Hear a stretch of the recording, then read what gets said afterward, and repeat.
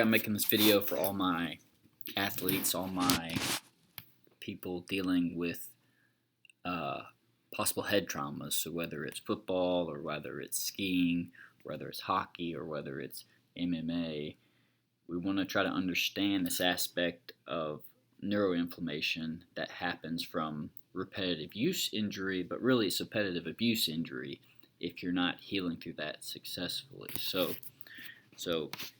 again, when we talk about why certain people may develop neurodegenerative issues like your CTE or your ALS, and why some people didn't, it's about trying to find somewhere in the middle that whole body inflammation plays effect.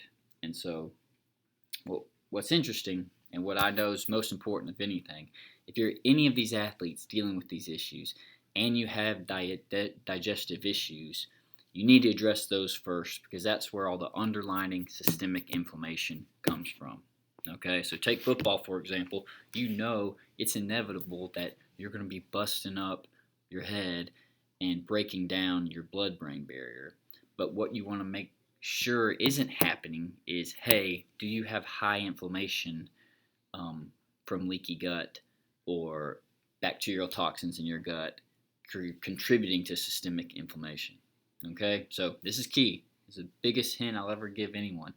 If you play impact sports, you're a male and you play impact sports, and you take a proton pump inhibitor for reflux, okay, that is the group of people that I'd really encourage you to find another way to deal with your reflux, because you know two things. One, stomach acid's required to denature your proteins, and if you turn off stomach acid every single day with one of the 7 proton pump inhibitors, your Nexium, your Prilosec, you will probably develop leaky gut because unwanted dietary proteins are going to get into circulation. Okay, and 2, bacteria doesn't grow in an acidic environment, so the more you under-acidify your stomach, the less acid will shift into your small intestines, and the more likely you'll cultivate up and colonize your SIBO infections or whatever gut dysbiosis that may happen.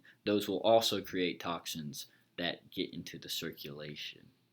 Okay? If you have dietary proteins and you have bacterial toxins in circulation, you'll start having systemic inflammation, and with time, that systemic inflammation will breach. You're only at risk for neurocognitive diseases if it breaches the blood-brain barrier. Why is it more likely to happen to you? Because of all the head impact your body may be going through. So if you're an athlete, and you deal with head trauma, and you have digestive issues, do something about it, okay?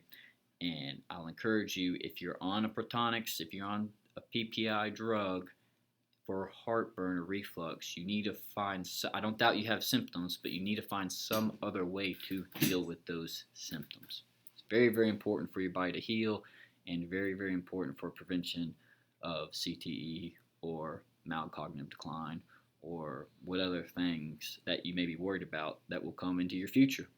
Okay, hope this video helps, and tune in for more videos.